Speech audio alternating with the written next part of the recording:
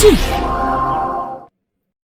Episode yang sangat dinanti oleh kita semua karena ada debut dari Superform Zetsu yaitu Kamen Rider Zetsu Catastrom. Sampai Ana bahas juga ya previewnya kemarin dan akan seberapa panjang nih bahasan kita kali ini?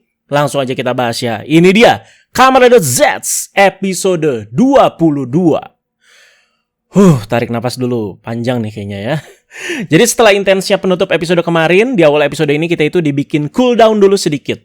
Jadi setelah Disaster Nightmare itu muncul di dunia nyata, dia itu ya belum beraksi banget. Jadi berasa kayak nunggu dulu nih semalam ya, nggak tahu kemana. Terus setnya itu sekarang udah pagi atau udah siang ya. Awal scene aja kan kita itu udah melihat ya Mbak Nasuka dan juga Fujimi tertidur di sebuah bangku taman, terus bangun-bangun ya udah siang ya. Nah coba kita mundur lagi sama aksinya si Disaster Nightmare di malam sebelumnya. Di mana terlihat ada kupu-kupu ungu besar muncul dan juga terbang di langit. Lalu dia itu yang menyebarkan serbuk-serbuk ungu yang membuat orang-orang seisi kota itu ambruk. Sepertinya Fujimi dan Nasuka terkena si serbuk ungu ini. Makanya mereka itu bangunnya di taman guys ya. Bukan di tempat yang wajar seperti kayak tempat tidur guys ya. Jadi ya ada efek kayak tertidur tiba-tiba atau pingsan tiba-tiba atau ambruk tiba-tiba. Terus efeknya ini tuh apa? Ana belum tahu. Karena episodenya sendiri tidak menjelaskan dan melanjutkan soal ini. Jadi untuk sekarang kita itu cuma bisa ngira-ngira dan juga prediksi sendiri. Kalau ada nightmare yang outbreak ke dunia nyata, Baku itu selalu menganggap misinya gagal. Sama kayak waktu bom nightmare kemarin, pas outbreak Baku juga kan bilang hal yang sama ya. Padahal masih ada last effort nih untuk bisa dilakukan untuk ngalahin si nightmare-nya di dunia nyata. Tapi jangan dilupakan ya, dampak yang diberikan sama nightmare yang outbreak ke dunia nyata itu bisa terbilang ya cukup fatal. Kalau kemarin Nox kan yang menyebarkan kupu-kupu ungu kecil kan, jadi itu kayak menabur bening lah agar si orang-orang itu bisa menghasilkan nightmare dari mimpi buruknya. Nah kali ini serbuk ungu dari si kupu-kupu besar itu apa? Kode number 5 dan juga 6 nyamperin ke Baku ya, yang lagi ngabarin soal ini tuh ke Fujimi, Nasuka dan juga Minami di Zetsu Room di dunia nyata. Bukan lewat kamar dan lemari baju Baku, tapi mereka itu lewat pintu lainnya. Berasa pintu kemana aja ini ya. Karena sama-sama agent kode kayaknya, makanya punya otoritas buat masuk keluar kayak begini ya. Berarti si Tri juga masuknya kayak begini kemarin-kemarin ya, pasca kepergiannya Komandan Zero. Mbak Nasuka ketemu lagi sama Kureha nih. Dimana Kureha juga udah gak mau dipanggil dengan nama Kureha, tapi harus dengan nama kode number 6 ya. Beda banget sama Baku, dimana tipe kayak Kureha gini tuh kayak bener-bener ngebuang identitas dan juga totalitas menjadi seorang agent. Udah kayak alat banget ya. 5 dan 6 kesini untuk ngejemput si Baku, dimana ada perintah dari atasan karena situasi saat ini. Dimana mereka itu sebagai agent mau melakukan briefing. Dimana misi kali ini tuh berjudul Avoid the Nightmare Scenario. Jadi sejak Komandan Zero itu nggak ada, judul-judul misi dalam Inggrisnya ini tuh dibacain sama si Komandan Tri mulu.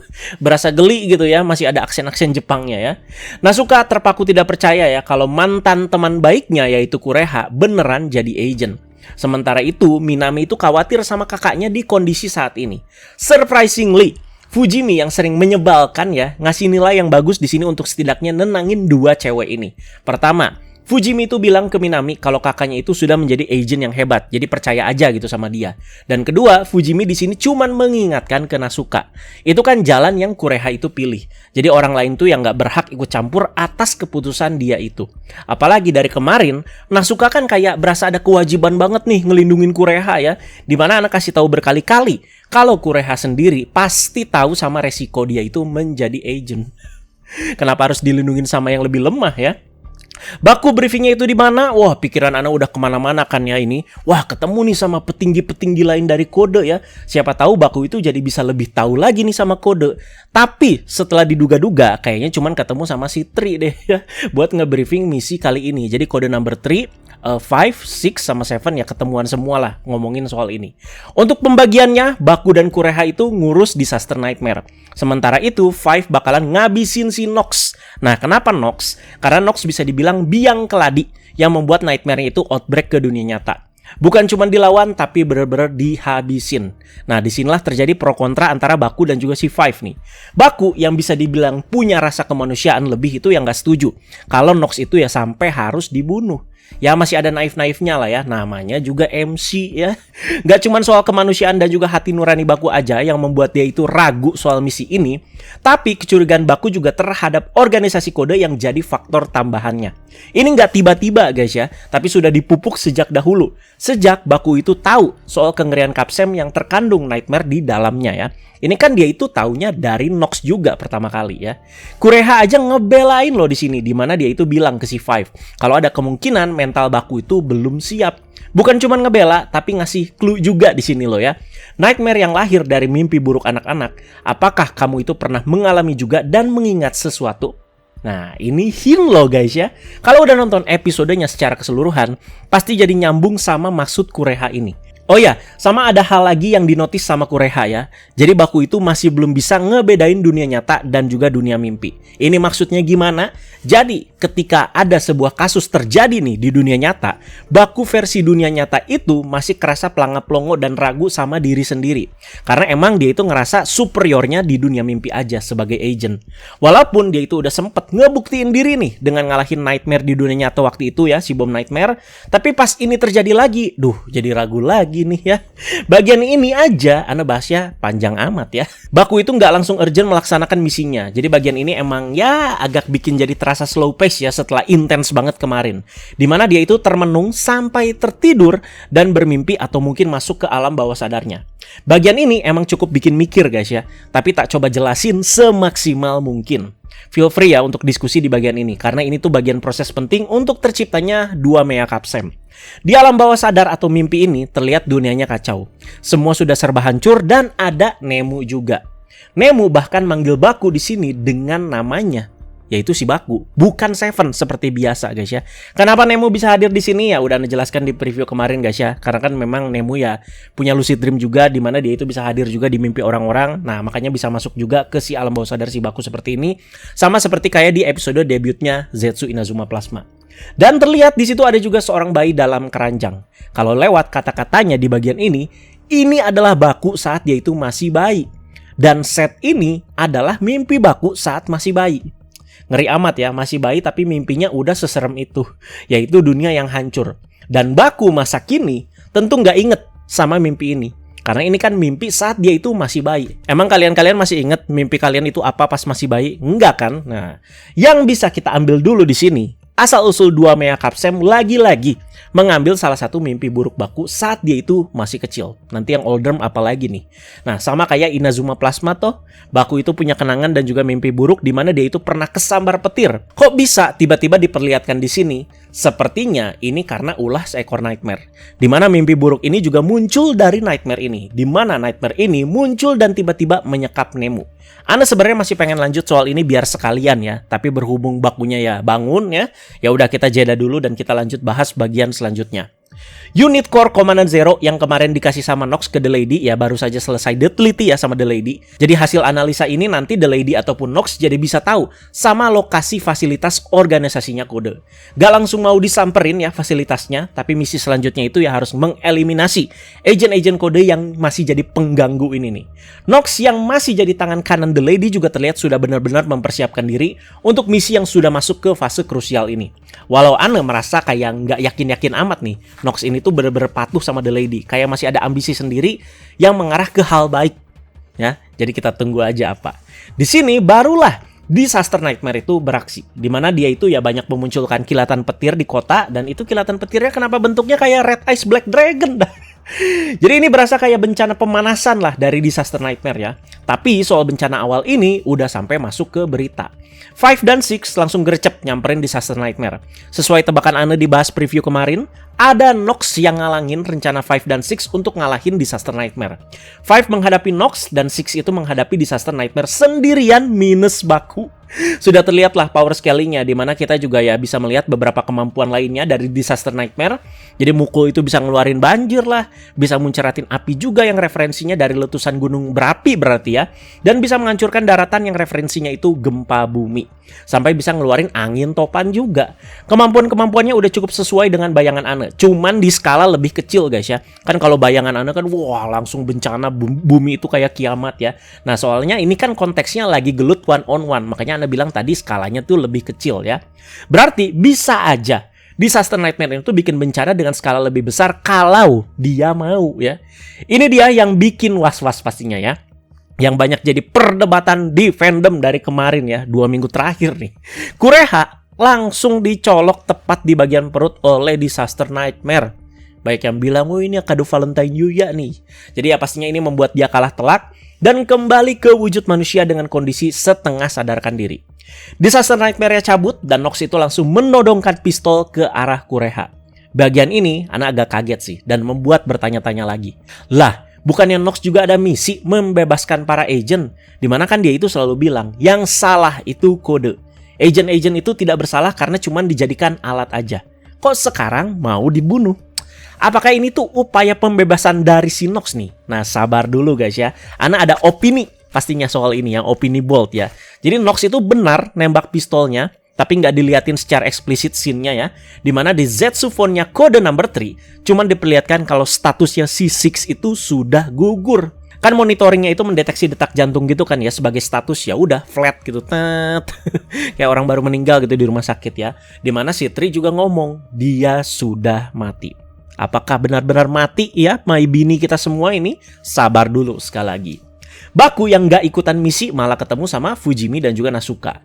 Baku juga gak lama ya dapat kabar dari si Tri kalau Six itu sudah gugur. Ada Mbak Nasuka juga di sini ya yang udah pasti ngedengar kabar soal ini juga. Sudah pasti dia itu shock dan langsung nangis terisak-isak. Ambruk banget ya. Baku juga gemeter ngedengar kabar soal ini guys ya.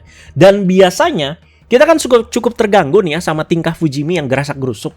Tapi di sini bagian pas banget untuk Fujimi itu memperlihatkan lagi ciri khasnya ini dalam rangka untuk menyadarkan Baku. Karena Baku itu kan lagi di fase banyak kebimbangan sampai nggak gerak-gerak ya. Jadi muncul dari sini satu korban jiwa gara-gara dia nggak gerak ini guys ya. Tapi soal misi Baku yang diharuskan menghabisi Nox juga disampaikan ke Fujimi. Membuat Fujimi juga yang nggak bisa berkata-kata. Dan mungkin jadi lebih mengerti lah posisi Baku saat ini. Jadi mengerti dilema yang dihadapi Baku. Waduh, harus ngabisin si Odaka Kensei, mantan partner gua tuh. Nah, jadi kompleks ya guys ya. Tapi tetap di sini Fujimi itu ngasih kata-kata bijak sembari menenangkan si Nasuka juga. Makanya setelah ini ada kan bagian Baku itu kayak marah nih ke diri sendiri sambil bilang, "Oh, ini gue Seven, gue ini Seven, gue ini Seven." Ini upaya penguatan diri dari Baku. Kalau dia ini tuh bisa beraksi secara superior layaknya dia di versi dunia mimpi. Jadi tanpa pertimbangan lagi seperti sebelum-sebelumnya ya, Baku itu langsung cabut ke TKP. Lord Five yang dipenuhi kemarahan karena kematian dalam tanda kutip si Six ya, langsung ngelawan Nox dengan penuh amarah. Jadi masih dengan wujud manusia masing-masing, nah ini sisi yang uniknya, tapi memakai senjata andalan masing-masing juga. Sampai masukin Capsem juga kan, untuk beradu finishing. Si Five-nya tumbang guys. Dan sama seperti Six ya, si Five itu diakhiri sama Nox dengan cara ditembak. Baku yang lagi OTW juga bisa dengar suara tembakan ini ya. Dimana dia saat sampai melihat pemandangan Five dan juga Six yang udah goleran tidak bernyawa. Jadi kembali lagi ke pertanyaan besarnya. Five dan Six benar mati apa enggak nih? Kok Nox-nya jadi sampai ngebunuh yang seharusnya dia itu ya kayak membebaskan ya? Apakah harus benar-benar sampai dibunuh? Ini prediksi aja ya, prediksi aja. Ada kemungkinan peran Nox di sini tuh lebih ke memalsukan kematian Five dan juga Six. Iya, gitu guys. Prediksi sekali lagi ya. Apakah dengan bantuan Erase Capsem juga? Bisa jadi. Dan bisa juga tembakan dari Nox itu tidak diarahkan ke organ yang vital. Dan ngapain juga kan Nox itu sampai ngeluarin pistol lain kalau memang mau ngebunuh langsung. Kenapa nggak langsung pakai Breakam Buster aja langsung dar tembak ya? Kalau kalian lihat ke bagian ending episode ini, di mana ada scene Capsem sebelum diperlihatkan preview episode, Capsem milik Five dan juga Six diperlihatkan menjadi blank berwarna hitam lalu pecah. Ini antara memang beneran mereka itu mati atau Nox itu menggunakan kekuatan Erase Capsem-nya. Bisa aja. Atau ini prediksi terakhir nih ya. Nox itu emang benar ngebunuh Five dan Six, tapi dengan kekuatan recovery Capsem, di mana Capsem-nya dia masih pegang saat ini, Nox itu bakalan ngebangkitin Five dan Six kelak saat ini tuh sudah berakhir atau sudah adem ayem. Tapi kalau ada penerapan ini, kematian di seri Zetsu jadi berasa bukan hal yang menakutkan. Oh, kamu mati? Tenang, ada recovery Capsem. Udah kayak Dragon Ball aja ya. Tapi nggak tahu juga. Siapa tahu recovery juga kan ya nggak bisa dipakai ya buat hal-hal yang sudah mati. Jadi sama seperti kayak Crazy Diamond, stand-nya Josuke di JoJo kan tidak bisa membangkitkan orang mati. Tapi jangan lupa juga, Di case keracunan MBG, Baku juga sempat diperlihatkan mati. Dan dengan bantuan recovery Capsem dan juga Nemu, Baku berhasil bangkit lagi kan? Nah, Nox itu nembak tapi nggak ke organ vital. Makanya recovery Capsem masih bisa berperan dengan masuk akal lah. Sampai Anda jelasin semua kemungkinan nih, biar lu pada tenang dikit. Emang soal kematian 5 dan 6 ini terasa masih abu-abu gitu ya. Kita itu dibikin bertanya-tanya lah ya. Anda juga nggak berani langsung klaim kalau mereka berdua itu langsung mati begitu aja guys. Nah, kalau kalian ada prediksi juga, silahkan komentar di bawah. Anda juga nggak mau berprediksi terlalu jauh juga nih guys ya, takutnya jadi ngaco. Baku versi dunia nyata akhirnya bertemu pertama kali dengan Nox aka Odaka Kensei. Benar kan? Ini pertemuan mereka pertama kali di dunia nyata setelah bertemu berkali-kali di dunia mimpi. Jika Nox menjelaskan tujuannya, selalu nggak secara gamblang. Bilangnya itu selalu kayak gini, oh iya dia itu pengen membetulkan dunia yang sudah bengkok lah, menghancurkan dunia yang sudah kacau lah. Kiasan-kiasan kayak gini yang bener-bener harus diperhatikan baik-baik ya. Baku yang baru nyampe ditembak sama Nox pakai Breaker Buster-nya sehingga dia itu jatuh ke bawah dari ketinggian. Disinilah Baku itu masuk lagi ke alam bawah sadarnya dan meneruskan mimpi dia yang tadi, di mana Nemu itu masih disekap oleh Nightmare Misterius ini. Di sini langsung diungkap kalau sosok Nightmare Misterius ini adalah Catastrophe Gore Nightmare. Baku itu udah terlihat lebih mantap dan sadar di bagian ini ya. Dan di sini kita itu jadi bisa tahu, Nightmare inilah yang sejak awal memberi Baku kekuatan untuk berubah menjadi Zetsu. Tambahan detail kecil lagi, di mana kalau dilihat lagi ya, Catastrophe Gore Nightmare yang muncul di alam bawah sadar Baku itu memiliki kepala dengan 4 mata merah dan juga tubuh bergaris merah. Ini tuh mirip dengan ilustrasi Impact Capsem serta efek Zetsu Physicam Impact. Jadi silakan yuk dilihat lagi. Ini Anda sampai noong-noong nih. Oh iya ya, ada 4 loh matanya ternyata. Ngeri ya. Nah, jadi masih banyak nih yang bisa kita breakdown lagi di bagian ini guys ya. Dari penjelasan ofisial yang Anda ulik dari TV Asahi, Catastrophe Gore Nightmare itu seperti ini guys. Kalau ini adalah nightmare terkuat, tersembunyi jauh di alam bawah sadarnya si Baku, dan memiliki kekuatan untuk menghancurkan segalanya dengan kekuatan yang mengerikan, melenyapkan apapun di sekitarnya dan bahkan seluruh dunia. Jika memang penjelasannya sebegitunya, ada potensi-potensi dan juga kekuatan yang masih bisa di-unlock terus nih sama Baku lewat Nightmare ini. Mungkin ya, dengan catatan Nightmare-nya jangan balik mengendalikan si Baku gitu. Dan kenapa set di alam bawah sadarnya Baku terlihat seperti kayak kacau atau seperti kayak dunia yang hancur? Ya sesuai dengan nama dari si Nightmare ini, katastrofi atau bencana atau malapetaka. Ini kan Anda selalu singgung terus ya. Makanya kenapa pas zaman rumor sketch, Anda itu selalu ulik nama ya. Nah ternyata selain disaster ada juga si katastrofi ini. Dan di bagian ini, bencana itu kan selalu meninggalkan dampak ya baik kerusakan lingkungan maupun trauma psikologis. Sama toh seperti kayak bocil-bocil yang kena bencana alam ya pas mereka kecil terus juga masih ingat sampai sekarang bahkan termanifestasi menjadi disaster nightmare. Itu yang Anda notice. Mungkin banyak yang lebih fokus ke dunia yang hancurnya ini kan ya di alam bawah sadarnya si Baku. Tapi dari awal pertemuan, dampak psikologisnya juga berdampak ke Baku. Makanya kalian lihat Baku itu seperti apa di episode kali ini. Lalu lanjut, Baku itu menggunakan kemampuan Impact Capsem pada dirinya sendiri. Lalu dia itu ya sambil teriak ya, meminta si Nightmare ini tuh memberikan kekuatannya. Dan Baku serta katastrofi ini tuh saling menghantamkan tinju di sini. Nah, dari benturan itu lahirlah dua Mea Capsem yang muncul dari asap dan tertanam langsung ke dalam Zetsu Driver milik si Baku. Dari jatuh culun guys ya, langsung superhero landing sampai tanahnya retak. Kita bisa melihat ya dengan sangat jelas Bakunya juga jadi makin garang di sini. Baku juga ngomong sebelum berubah, jika ini adalah kekuatan yang mengabulkan mimpi buruk, akan kukabulkan mimpi burukmu. Hah, kok kayak bukan Baku? Coba Anda bahas lagi soal ini nanti ya. Anda mau bahas fight-nya dulu di sini. Nah, Nox itu loncat ke bawah sambil Henshin ya menjadi Kamen Rider Nox. Baku juga berubah menjadi Zetsu Catastrom di mana perubahan pertamanya ini seperti dipenuhi rasa sakit juga. Sekuensinya oke juga ya, di mana muncul putaran kincir berwarna-warni. Kalau kalian lihat udah kayak VGA komputer aja atau udah kayak kipas komputer. Di mana saat Baku berubah, pada saat yang sama kalau kalian lihat, The Lady itu merasakan sesuatu yang tidak beres di kediamannya.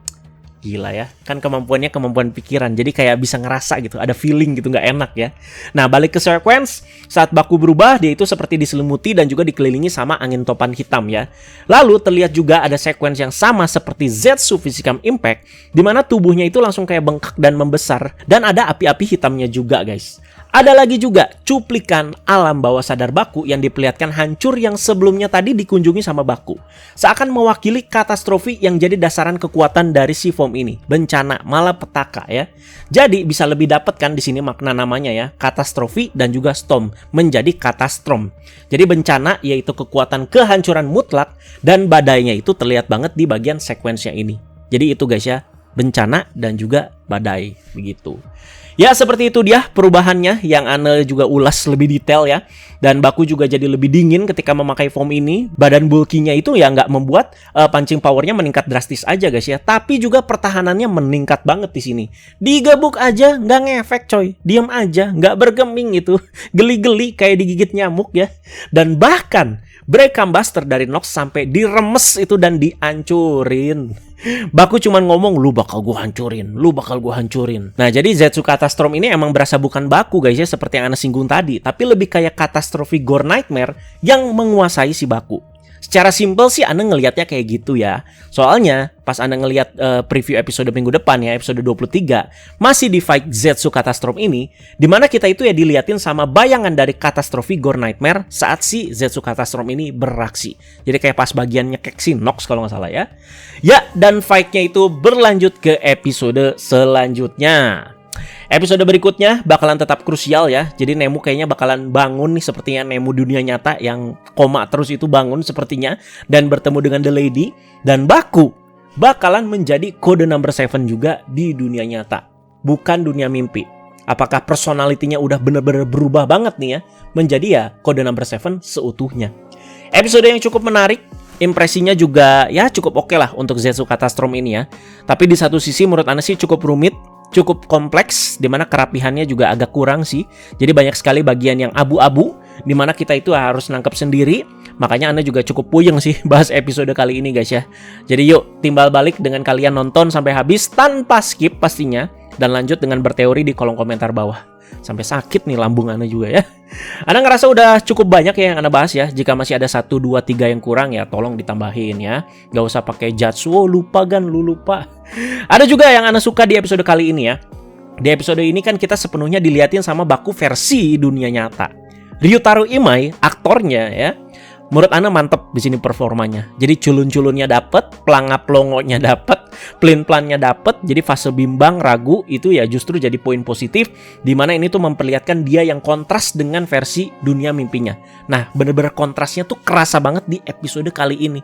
Kelihatan banget kan makanya Baku itu ada nyebelin-nyebelinnya. Tapi itulah yang kita butuhkan guys ya. Ya seperti itu bahasannya. Next kita bahas Gaban Infinity episode perdana ya. Jadi ditunggu aja dengan sabar. Ini Ana capek banget pak bahas yang ini, jadi ditunggu aja lah tanggal mainnya guys ya, nggak akan lama-lama juga, apalagi ini kan banyak event-event ini guys ya, event-event besar ya, kemarin kan Valentine, terus juga nanti ada Shincah, terus nanti kalian juga tar lagi puasa ya, jadi Ana harus kejar semuanya nih di periode ini ya, jadi ditunggu aja dengan sabar. Thank you guys sekali lagi teman-teman, jangan lupa like, share, juga subscribe, diskusi sekali lagi ya, bye-bye.